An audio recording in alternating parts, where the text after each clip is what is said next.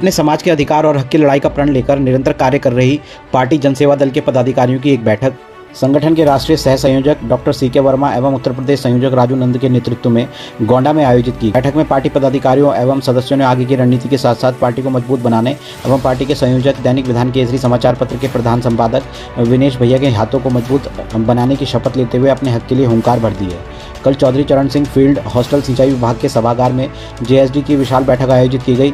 आयोजित बैठक doctor C K Verma ने बतौर मुख्य अतिथि शिरकत की। साथ ही पार्टी के पदाधिकारियों सहित भारी संख्या में सदस्य मौजूद रहे।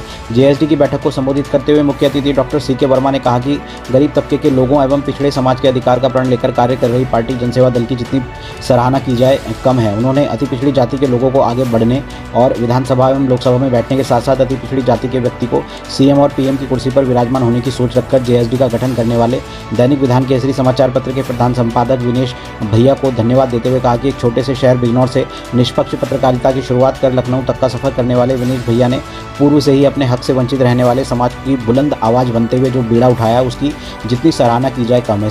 श्री वर्मा ने पार्टी के संयोजक संपादक विनेश भैया के संघर्षशील जीवन पर प्रकाश डालते हुए कहा कि उनका जीवन बिजनौर में दैनिक विधान केसरी समाचार पत्र की शुरुआत करने के बाद वर्ष 2012 में एक बड़ी यूनिट का शुभारंभ मुरादाबाद में किया और निरंतर जनता की आवाज़ बुलंद करने वाले समाचार पत्र विधान केसरी की एक विशाल यूनिट उत्तर प्रदेश की राजधानी लखनऊ में खड़ी की, जिसके फलस्वरूप आज पूरे उत्तर प्रदेश में उनका समाचार पत्र चौथे नंबर पर चल रहा है। उन्होंने कहा विनेश भैया की कर्मठता की अगर बात करूं तो लीवर ट्रांसप्लांट जैसे बड़े ऑपरेशन के बाद दिल्ली के बीएल के मैक्स हॉस्पिटल में वह डिस्चार्ज भी नहीं हो पाए थे और हॉस्पिटल से ही समाज के लोगों की आवाज़ बनकर उनका हौसला अफजाई कर रहे हैं।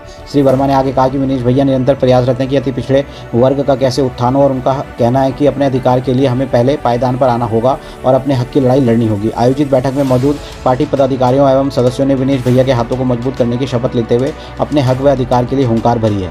बैठक को संबोधित करते हुए उत्तर प्रदेश के संयोजक श्री राजू नंद ने कहा कि नंद वंश का इतिहास सबसे पुराना रहा है, जिसे देश की प्रथम लोकतांत्रिक प्रणाली की स्थापना करने वाले चक्रवर्ती सम्राट महापद्मनंद का रहा है। लंबे समय तक राज करने वाले नंद वंश का आज राजनीति में हिस्सा शून्य है, जिसका दोषी कोई और नहीं बल्कि स्वयं सैन सविता नंद वंश के लोग हैं, जो हमेशा टिकट मांगने पर ना मिलने तक सीमित रहे हैं और आज़ादी का लंबा समय बीत जाने के बावजूद एक सांसद तो क्या बना पाते, विधायक तक चुनकर नहीं भेज सके, जो अति पिछड़ों की हितैषी बनने का ढोंग करने वाली राजनीतिक पार्टियों की पोल खोलने को काफ़ी है। केवल हम ही नहीं, देश के 65% पिछड़ों में 37% वोट रखने वाली पाल प्रजापति, सैनी, कश्यप, विश्वकर्मा, धानुक, सुनार, लोहार, काछी, कुशवाहा, सैनी, शाक्य, मौर्य आदि जातियों में भी किसी को जनसंख्या अनुपात में हिस्सेदारी नहीं मिल सकी, जिस व्यथा को समझकर विनेश भैया द्वारा जनसेवा दल की स्थापना की गई है।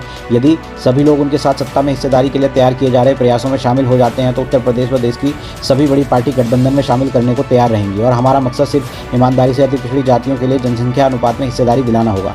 बैठक में सैन समाज की बेटी किट्टू सैन द्वारा लिखित और खुद से पढ़ी गई कविता माइक पर सुनाई गई, जिसे लोगों में नई ऊर्जा का संचार हुआ और बैठक में जनसेवा दल जिंदाबाद, विनेश भैया जिंदाबाद के नारे लगने लगे तथा उपस्थित सैकड़ों लोगों ने तन मन धन से सहयोग कर अपना राजनीतिक प्लेटफॉर्म तैयार करने वाले विनेश ठाकुर को धन्यवाद दिया।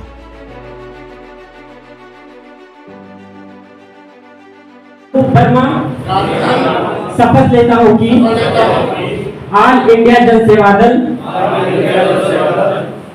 संगठन में कार्यकर्ता के पद पर मुझे मनोनीत किया गया है। मैं उस पद के अनुरूप पूर्ण निष्ठा व विश्वास के साथ बिना किसी भय, द्वेष व दबाव के संगठन की नीतियों, उद्देश्यों तथा निर्धारित नियमों के अनुसार अपने कर्तव्यों का पालन करूंगा।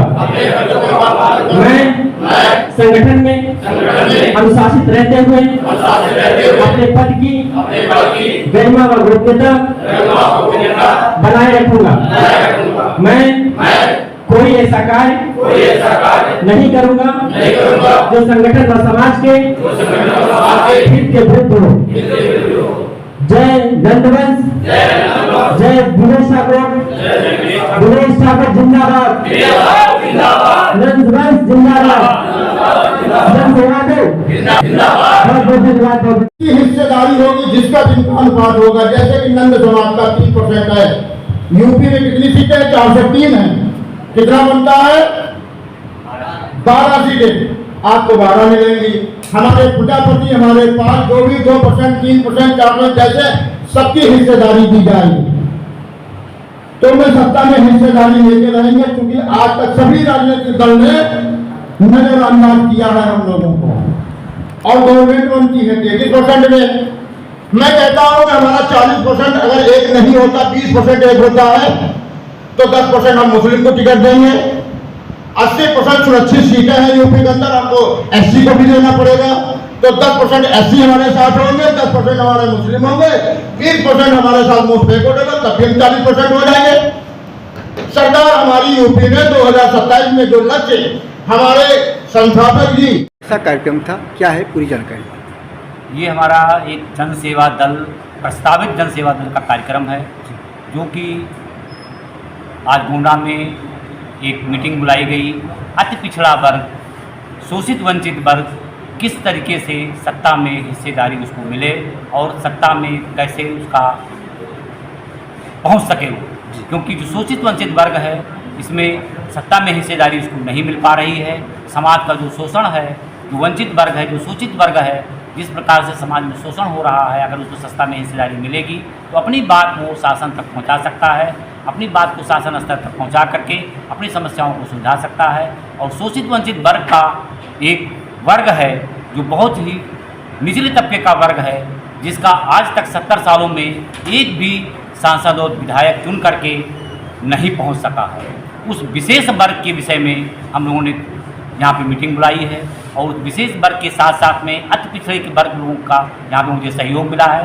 साथ में उच्च वर्ग के लोग भी हमारी मीटिंग में आए हुए हैं, उनका भी मुझे सहयोग प्राप्त हुआ है और उन लोगों ने मुझे सहयोग दिया है।